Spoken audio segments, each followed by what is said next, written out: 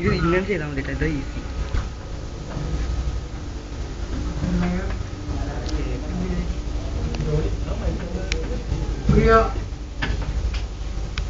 പ്രിയപ്പെട്ട നിങ്ങൾ വാത്സല്യം എന്ന് പറഞ്ഞ സ്റ്റുഡൻസ്, നിങ്ങൾക്ക് എല്ലാവർക്കും എന്റെ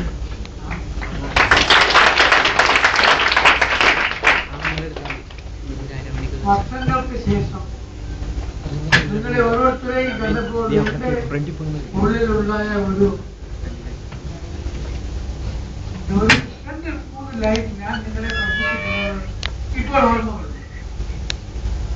അതായത് നിങ്ങൾ പഠിച്ചിട്ടുണ്ടായിരിക്കാം, നിങ്ങൾ മറന്നുപോയിട്ടാണ്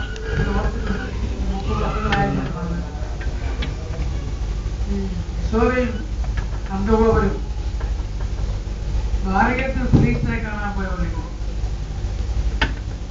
കുട്ടിക്കാലം മുതൽ അവരെ എടുത്തു മാറ്റി കൃഷ്ണനെ വളർത്തി കൃഷ്ണനെ കായലെത്തി കെട്ടി ഏതെല്ലാം രീതിയിൽ കൃഷ്ണനെ താലോട്ട് ശേഷം കൃഷ്ണനെ കണ്ടപ്പോൾ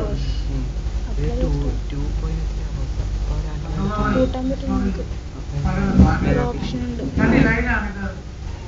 അന്ന് കണ്ട കിനാക്കളിതെല്ലാമേ സത്യമെല്ലാം ഇപ്പോൾ ഇതാണ് എനിക്ക് എന്നിലുണ്ടായിരിക്കും.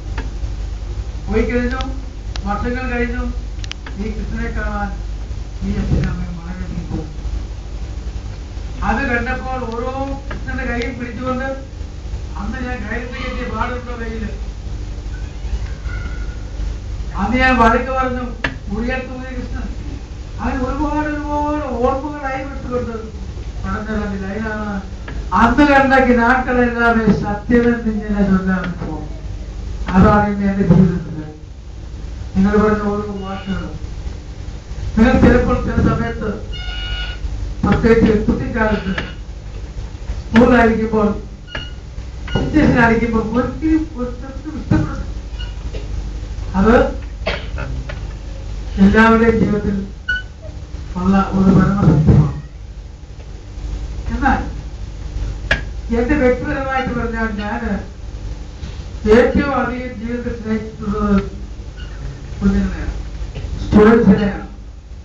എനിക്ക് ഞാൻ പഠിക്കാൻ പോയി വേറെ പല ഫീൽഡിലും പോകാമായിരുന്നു. എന്റെ ഏറ്റവും വലിയൊരു അംബിഷൻ ചെറിയ കാലത്തുള്ളതാണ് ടീച്ചറാണെന്നായിരുന്നു. അത് വന്നു കഴിഞ്ഞു. നിങ്ങൾ ഓരോരുത്തരെയും കണ്ടു അത്രയധികം നെഞ്ചിലേക്ക് സ്നേഹിച്ചു. എനിക്ക് ഞാൻ കല്യാണം കഴിച്ചിട്ട് 10 വർഷത്തിന് ശേഷമാണ് എനിക്ക് മക്കളുണ്ടാകുന്നത്. നിങ്ങൾ ആലോചിക്കുന്നു, ഏറ്റവും കൂടുതൽ കുട്ടികളെ സ്നേഹിക്കുന്ന ഒരാൾക്ക് മക്കളില്ലാത്ത അവസ്ഥ. പക്ഷെ ദൈവം അനുകരിച്ചു കുഞ്ഞുങ്ങളെത്തും. അതുപോലെ ഞാൻ നിങ്ങളെ എല്ലാവരെയും ആ വാത്സല്യം, എന്റെ വാത്സല്യ സ്നേഹവും നിങ്ങളിൽ എന്റെ നെഞ്ചിലേക്ക് കൊണ്ടുവരുന്ന കുഞ്ഞുങ്ങളാണ്. ഇന്ന് നിങ്ങൾ നിങ്ങളുടെ മക്കളെ എത്രമാത്രം സ്നേഹിക്കുന്നുണ്ടോ അതുപോലെ ഞാൻ നിങ്ങളെ ഹൃദയത്തിൽ സ്നേഹിച്ചിട്ടുണ്ട്. നിങ്ങളെയൊക്കെ ഓരോരുത്തരെയും ഓരോ അടിയെടുത്തിട്ടുള്ള സമയത്ത് എന്റെ മനസ്സ് വിഷമിച്ചിട്ടുള്ളത് എനിക്ക് പറയാൻ സാധിക്കില്ല. ഓരോ അടി എനിക്ക് കിട്ടുന്നതായിട്ടാണ് ഫീൽ ചെയ്യുന്നത്. ഞാൻ പല സമയത്തും പലപ്പോഴും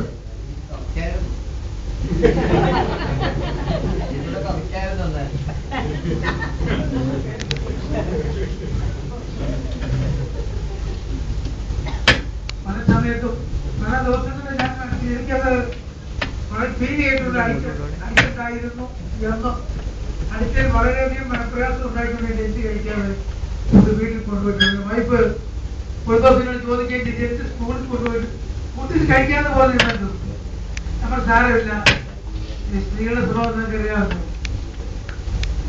എന്ത് പറ്റി എന്ന് പറയുള്ളൂ. നമ്മൾ ഇതാ കാണും വലിയൊരു നല്ലൊരു വാർത്തയാലുള്ളത് കുട്ടികളെ തല്ലിയിട്ട് ഭക്ഷണം കഴിക്കാൻ വരുന്ന വാർത്തയാണ് ഞാൻ ഇന്നലെ കാണിക്കുന്നത്. ഞാൻ പറഞ്ഞു എനിക്കങ്ങനെ നിങ്ങൾ ആരെങ്കിലും ഒരാളെ ശിക്ഷിച്ചിട്ടുണ്ടെങ്കിൽ എന്റെ മനസ്സ് പറഞ്ഞു.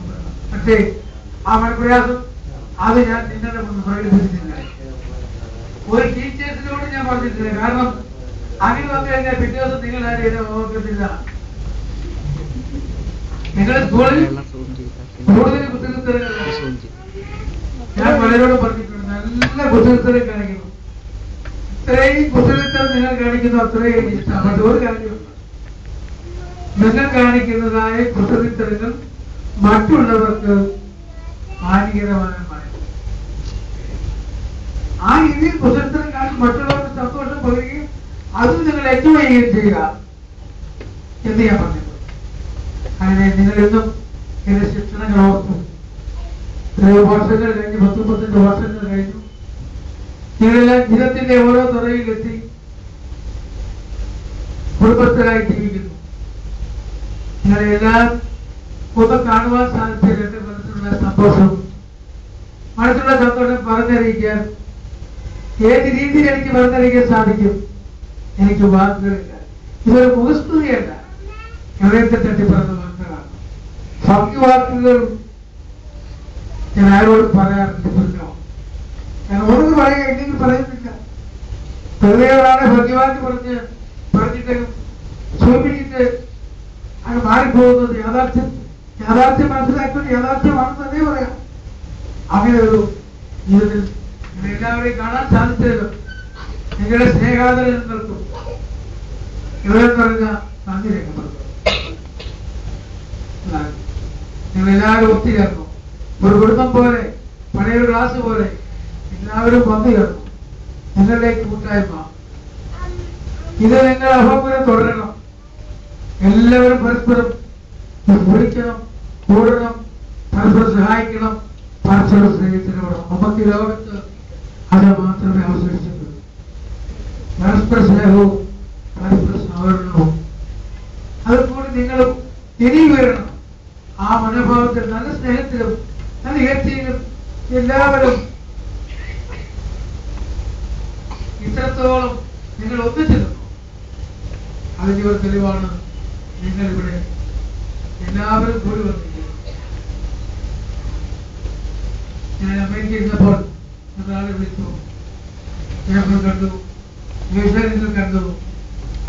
കൊച്ചിയിലെ പുതിയ മേയർ ടോണി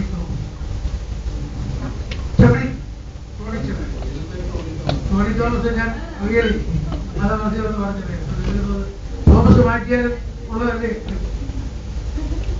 എനിക്ക് വളരെയധികം സന്തോഷം തോന്നി. എന്നാൽ ഞാൻ വിളിച്ചു കഴിഞ്ഞ് എന്നെ വിളിച്ചു എന്തോ സന്തോഷം. ഇപ്പോൾ ഈ ചടങ്ങിൽ ഓർക്കുകയാണ്, ഒരു നഗരസഭയുടെ അധിപനാണ്.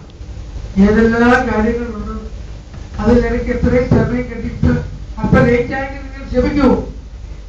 വന്നു ചേർന്നു ഇവിടെ എന്റെ കൂട്ടായ്മ നിങ്ങൾ വന്ന് അപ്പോൾ വന്നു ചേർന്നതിൽ ബഹുമാനപ്പെട്ട മേയർക്ക് ഹൃദയം പറഞ്ഞ നന്ദി രേഖപ്പെടുത്തും. അതുപോലെ ഒരു ഷോർട്ട് നോട്ടീസ് ആയിരുന്നു ഞാൻ മര്യാദ ഓളപ്പുറത്താണ് മകനുള്ള ഹോസ്പിറ്റലാണ്. ഫോൺ വന്നു, 2 മണിക്കൂർ വെയിറ്റ് ചെയ്ത് വീണ്ടും വിളിക്കുന്നു, മാറി വിളിച്ചുകൊണ്ടിരിക്കുന്നു, മകൻ മരിക്കുന്നു. സൺഡേ വേറെ മോർണിംഗ് 11 മരിക്കുന്നു. ഞങ്ങൾ ട്യൂസ്ഡേയാണ് ഈ അതിനിടയ്ക്ക് ഞാൻ 1-2 പേരെ പറഞ്ഞ് ഞാൻ വരുന്നുണ്ട്. കാരണം ആരെങ്കിലും ഒരാളെങ്കിലും കാണാനുള്ള അതിവായ ആഗ്രഹമുണ്ട്.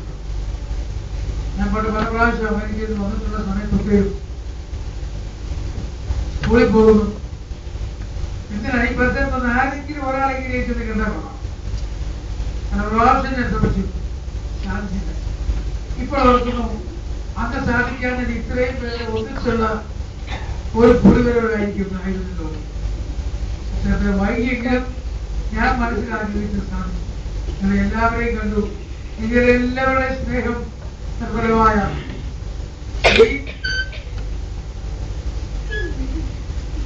ഒരു മീറ്റിംഗ് വിളിച്ചു. അതിൽ പ്രവർത്തിച്ച ഓരോ വ്യക്തികളെയും പ്രത്യേകം വരുത്തുന്നതിന് പറയും. നിങ്ങളെ ഓരോരുത്തരെയും ഇപ്പോൾ ഞാൻ കാണുമ്പോൾ എന്റെ മനസ്സിലുണ്ടായിരുന്ന കുഞ്ഞു മുഖങ്ങളാണ്. നിങ്ങളെ ഓരോരുത്തരെയും എന്റെ നെഞ്ചിലേറ്റിക്കിട്ട് നടന്ന ആ കുഞ്ഞുമുഖം